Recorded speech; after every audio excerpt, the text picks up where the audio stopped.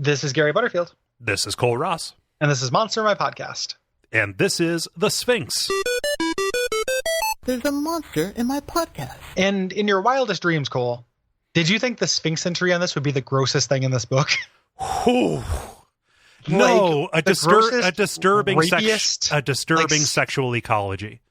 Yeah, this is like the grossest, rapiest entry in this fucking book. Yeah. And it's for Sphinxes. Sphinxes. You know, those funny jokesters what talk about people with canes. Yeah. If you were a Sphinx, do you think anybody would eventually try to like warm up to you and be like, it's my buddy, the Sphinxster? And then it'd be like, notably problematic to be called the Sphinxster. And then I would roar until his head exploded. Yeah, that's true. Yeah. You roar once as a warning because you're a mild boy. There's 4 different ones of these things. We have to go through them and how they relate to each other. We do. Again, because I need to say it again, a disturbing sexual ecology. So we have our Androsphinx, which throughout the entirety of their little entry, I was like, these guys are just little shit. They're just shitty, you know? Little MRAs. They're like they're little... they're going their own way. They're red-pilled. This is red-pilled monster. This is the teen writing this from his perspective because girls never understood him. Yes. Androsphinxes are the most solitary of the sphinxes. They shun gynosphinxes because they are jealous of the higher intelligence of their female counterparts. Yes. This little line right here, man. Like, however, most androsphinxes eventually succumb to the advances of a gynosphinx at least once in their life. Like, who are you subtweeting? Monsters Manual. Like, who is this whole thing actually about? Well, obviously the harlot who wants a seed. Yeah, like it's very much like these are the high school guys, you know. This is like the Breakfast Club of Monsters Manual entries, you know. So you have the Androsphinx. That's their sex thing. Yeah, they just kind of hang around. But here, like, what's strangest about them is not the combination of human and lion appearance, but their apparent lack of purpose. Mm-hmm. They're the strongest, but unlike their counterparts, have no pattern of behavior. They despise communicating with humans, hate riddles, mostly because the women like them, and therefore suggested that those knowledgeable mythological beasts and lore that they are the guardians of the Sphinxes. Right. Which is they're not, because they just stay away. Right. They don't even kill their prey. Even the evil ones, they don't kill. They just roar at them. Yeah, they roar at them until they run away. They hide away to the point where like the gynosphinx, they go on quests to find them. Yes, which is somebody jerked off to that so good. Like somebody was just like, man, I want this gigantic woman. Yep. This gigantic curvy wife to hunt me down and force me to fuck her is what they're going for. Mechanically, they suck, except for they have this roar that they can do 3 times. When they do it the 3rd time, it blows up boulders. Right. The first couple times, it's just scary. Yeah, and these are the good guys. These are the good aligned ones. Exactly. So, this is whoever wrote this was just like, these are the guys. Yeah. Then we get the jocks. The jocks are cryosphinxes. Yes. They're on ice. Who look like they have ram heads instead of human heads. Right. And they are horny in several senses of the word. I feel gross saying that because this sucks. They're rapists. Yeah. They're rapists in the Monsters Manual. They hunt down, like, this language is so fucking gross. Yes. They're real dumb.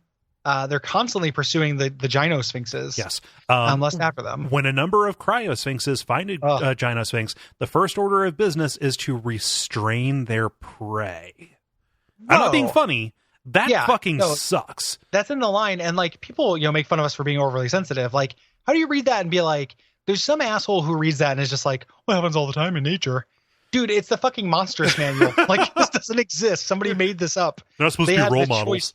Yeah, exactly. They're supposed to be the villains. No, like I don't need this like the rape sphinx to be in my fun Dungeons and Dragons adventure about treasure and wizards. Pretty fucking disgusting.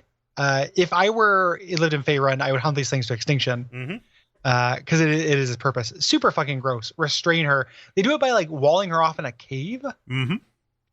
Really, really disgusting. Yeah, and they try and diffuse that by saying like, oh, as they fight over who gets her. Like, who gets her? Like, there's no agency on the gynosphinx. Right. She runs away. As they're resolving this, she gets away because she's so cunning and smart and but weak. Don't forget. And weak and slow. Weak and slow, but smart. So then we get the gynosphinxes, which are traditional sphinxes. Woman head on a lion body. They do riddles and stuff. All that's kind of cool. Make bargains, all that stuff. It's just where it is. And their whole thing is they avoid the advances of the jocks and try to hunt down the nerds. Yep. And have sex with them. Again, fulfilling like Monstrous Manual Pete's fucking like sick, whacking fantasies. They will spend decades hunting for that dick so they can jump up on it. Yeah. But they're so pretty gross. Yeah. Even that, like, even if they're shown as being smart and everything, it's like they're weak and horny. Mm-hmm. Pretty nasty. Like, this is some fucking gore level shit. Like, God, how long has it been since I thought about fucking gore? I got to have the joy. It happens only a few times in every person's life where they get to expose someone to the idea of gore. Okay. Where like I was in the bookstore and Derek, with my friend Derek, came and visited, and he picked up one of the books. He had never heard of it before. Okay. He's like, just like, what's this shit? And I was just like, oh, buddy, like, you will literally not believe it if I tell you. I think he's a college professor. Like he goes and teaches classes. It's amazing. Yeah. It's amazing what people are allowed to keep their jobs and still be, Yeah. Like, I would just think that like somebody wrote like, oh, this is my fantasy series about like, male slaves with self-lubricating buttholes and like slave women.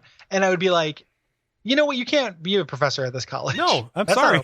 I'm sorry. Like, I get that maybe has no bearing on your ability to teach math. Uh-huh. But at the same time, nobody wants you around because you're fucking gross. It's the one time where I have something in common with like a Fox News grandpa, where like, oh, tenure's a problem, isn't it?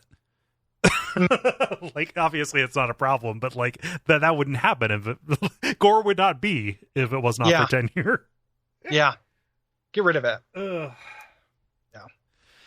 And then finally there's the evil sphinxes. Yes, with the heads and wings of hawks, the Heracrosphinxes. Yes. Who are just evil sphinxes. Right. Are not that interesting, and they don't play in all these reindeer games about boning, really. No, they just exist. They do spend time searching, but they're not, real nasty. But they do set these like weird traps where they go kill an androsphinx, hang out in his lair to trick a gynosphinx into again. So I guess I took that back. Like, they are participating in these reindeer games. Like, they're mostly just evil, except for when they do this like gross again like rape trick. Mm-hmm. So undoubtedly the grossest thing, and we've done like nymphs, we've done a lot of gross things. This is undoubtedly the grossest entry in this fucking book. Yeah, the sexual politics of this are pretty upsetting, and I don't like doing 2 episodes where our primary speed is indignant, but like we definitely should have thought ahead when we told people on the last episode to wait 2 days, because sorry, it's here again. Hopefully this commentary sheds a little bit of light.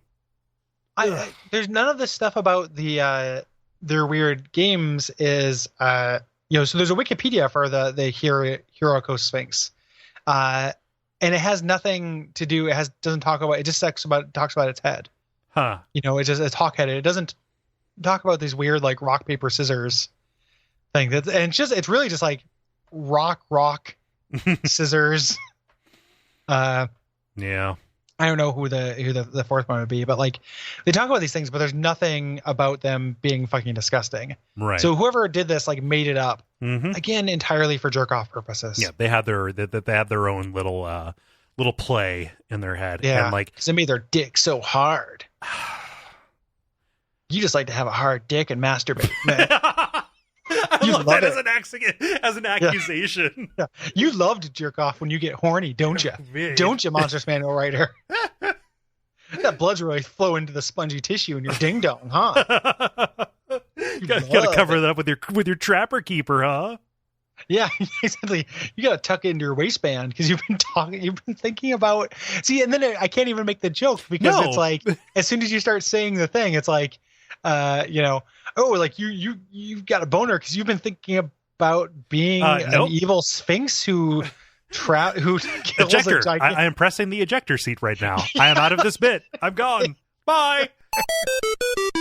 Brought to you by our backers at patreon.com/Duckfeed.tv.